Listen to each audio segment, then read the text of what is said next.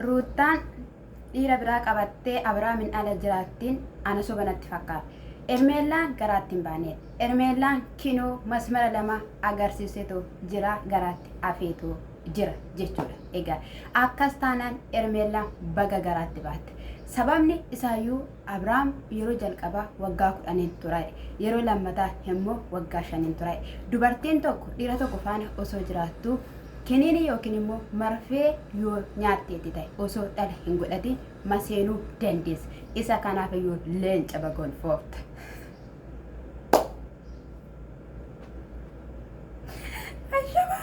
Akkam jirtu hordoftoota kiyyaa qaalii baay'een sin jaaladha, baay'een sin kabaja siniin jechuu barbaada.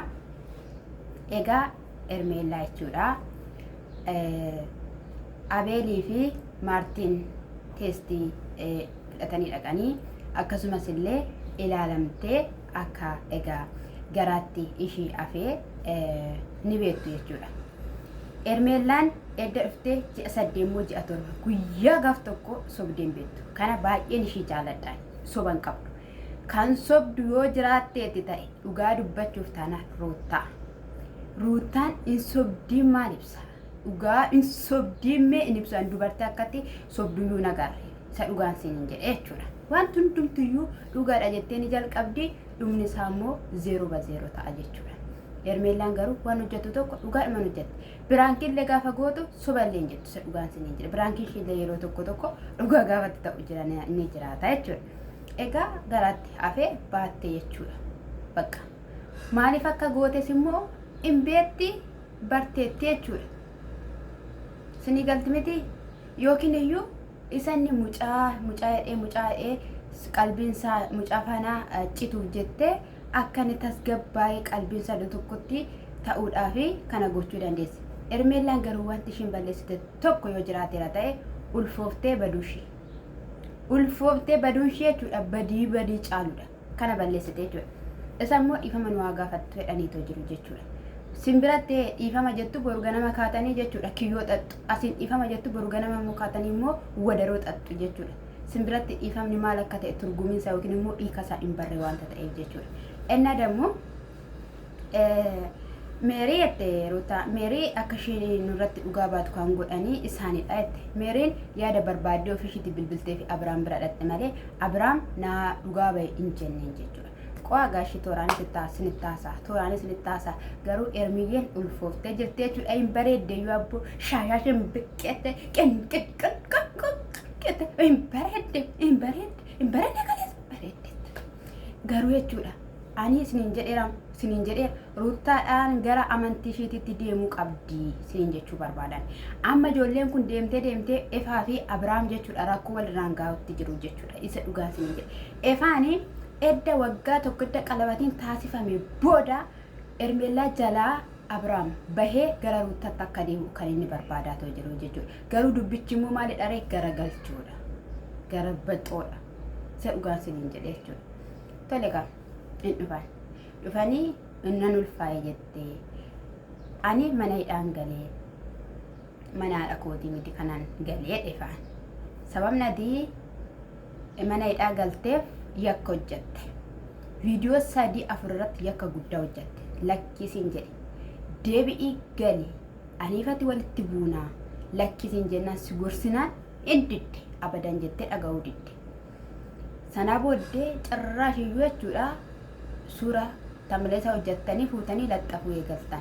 Kun wanjala shakkamtan hojii hojjettanii shakkamtanii mana hidhaatti geeffamtan. Baga hidhamte dhiirumatti hidhamee ba'a. Boruyyuu yakka yaawwatte taanaan hin hidhamta jechuudha. Siif hin hafuu jechuudha. Sii gala miti hojii keessan Ruutaas yoo ta'e Efaas Daanis yoo ta'e hojii keessantu mana hidhaa sin geesse poolis xaabiyaa sin geesse jechuudha. Inni dammoo hin kassasnaa jette. Otoo kassastee Abraamis haa ta'uu Ermeellaan yaaddeetii baddeetti. Yakka ishiiti kuni isa dhugaan siniin jedhe balleessiteetti siniin jedheera. Garuu maal jette buziyyeen sin irratti dhugaa baateetti guutumaan guutuutti simtu dhossee gadi baasaa siniin jetteetti ani dhageenye. Viidiyoo irratti san dhageenye. Abraamis immoo akka siniin hin jenne isatti siniin jedhennaani hiriyoonni kee obboleessa kee irratti mucaa haadhaa tokko taatan keessatti hiriyoota kee dhugaa baasisaa turtanii dubbiin keessanii iyyuu nuti teenyee dhaggeeffanna waan ta'eef dhugaan ta'uyyuu dhugaa hin fakkaatu jedha otoo suba ta'eera ta'ee otoo sin shakkamuu baattaniitu ta'eera ta'ee jechuudha Abiraamtu dhama malee siniin dhamtan sababa shakkamtaniif sababa wanti wayii sin irratti mul'ateef guyyaa 3 bultanii baatan uma rakkoo tokko hin qabu jechuudha sinii galeera galtan jechuudha achi booda egaa sana baxxaramanii maal jedhanii jechuudha maqaa balleessuudhaaf egaa ruutaan kun silaa jechuudha baqa wanni ta'uudhaaf ani hin beekan yaa waaqa koo adara dhugaa dubartii of dandeessuu fi dubartii dhaabbattu intala Oromoo fi ijoollee Oromoo godhi baqa nu haa godhi of dandeenye dhaabbachuu akka dandeenyuu fi gaafa wanti tokko nu jalaa socho'e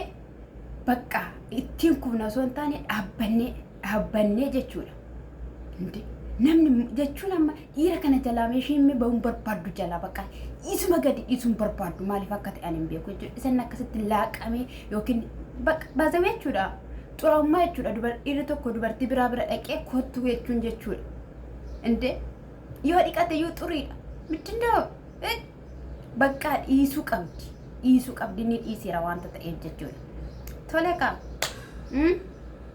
sana booda dhufee gaafa dhufeedhu sitti mee ture asumne turreedhaniin eenyuun deefiin achi booda baduun shimaalidha kana gochuun maalidha cinqatiin argu dhiphina hin argu gidiraan ishiidhaaf jedhee hargaa ture hunduma isaayyuu teessee ilaalaa turte osoo jaalattee maaliif kana gooti kanaaf iyyuu dubartiin kun miidhuu dandeessi rakkoo biraatii kan inni jedheen jechuudha yoo miidhamtes Abiraam hin miidhamu akkamitti miidhamu kan ulfaa'e ishiidha ulfa kan baate ishiidha inni akka gatee hin deemneef waan ittiin isa amantu dhabnaa kana goote maaliif kana goote jechuudha ulfooftee jechuudha ilmi dhiiraa kun immoo waan jireenya isaa baduuf hin jiru isin galeera miti maqaa keenya badaa jira maqaa abbaa keenyatu badaa jira inteenya kaasin dhiistanii maqaa ruutaan bannee maqaan keeyyuu badeera malee ati qulqulloof goote xaariq isa dhamsana jechuudha inde yoom gadi teessan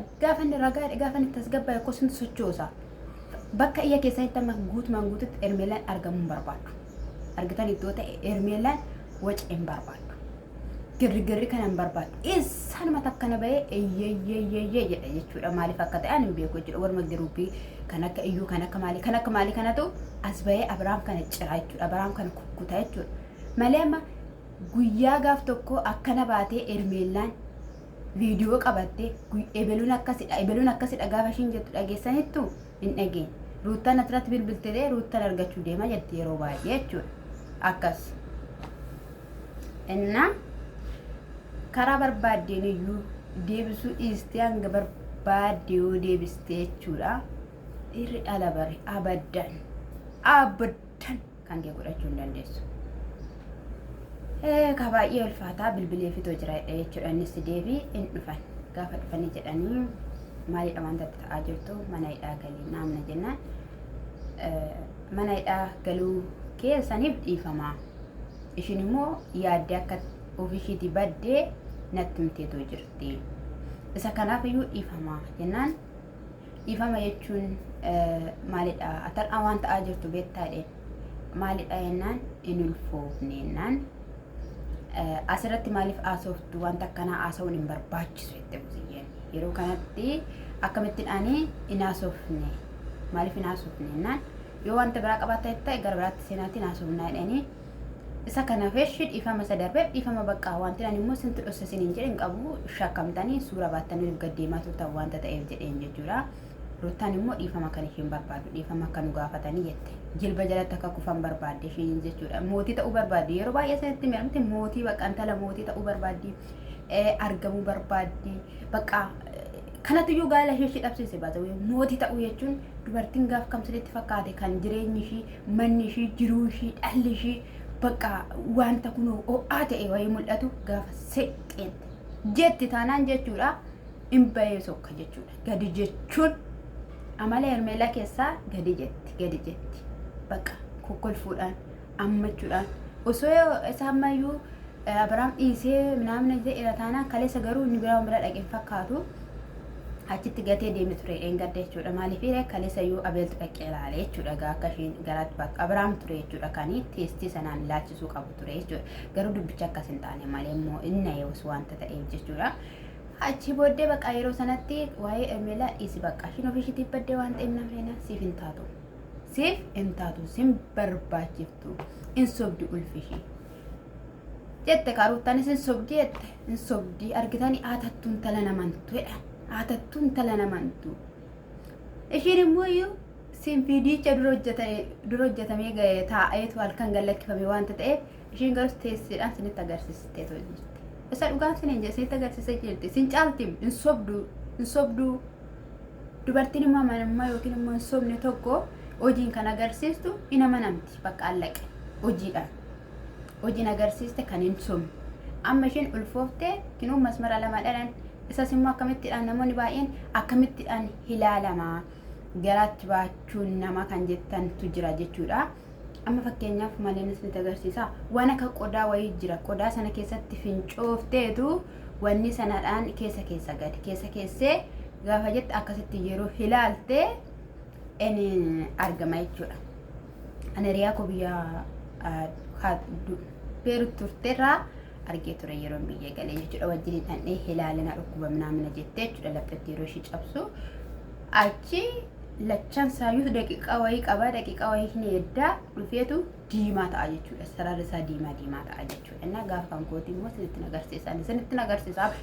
Abshar ishee abshar mana kiyya bukkee kaa'ee sapiraayisii isas godhe sinis godhe ishee ittiin siyaa gonaan jedhamu. Yoo lammoo mee hin gahi kan jettu jedhu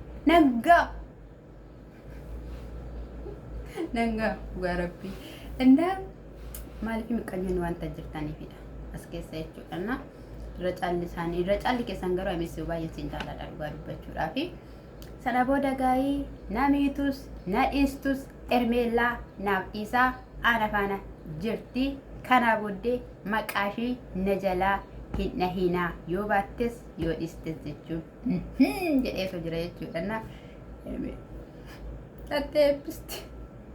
Akkuma kana dhaqanii wal eebbisu kana dura koo harkarraa qabdee Ermeelaa ruutarraa dhageenya isin gaafa ishiin deesse dhattee eebbisteetti waan ta'eef minim chiggiriin hin jiru dhaqanii eebbisu yookiin kiristaanaa kaasuu dandeessin jechuu jaalladha.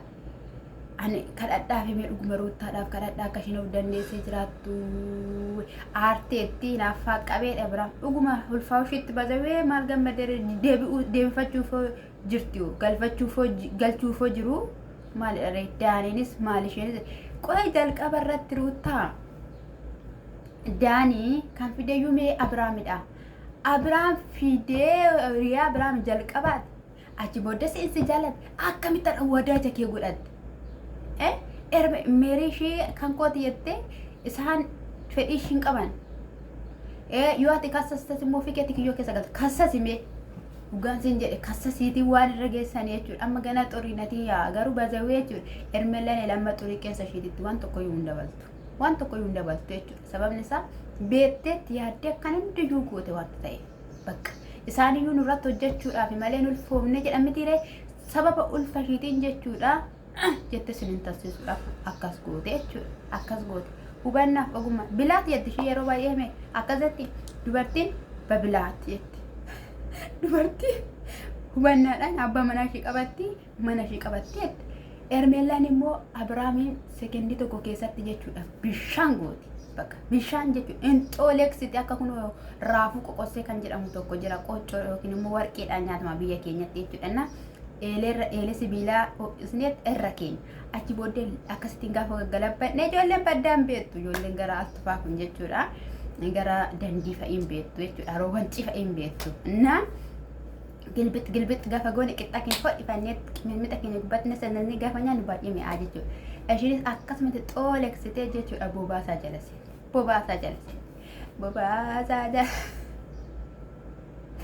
jechuudha immachish dhugaa rabbi immachishi maaliif jetnaan immoo Ermeelaan waan ishiin akkas gooteef caacataadha.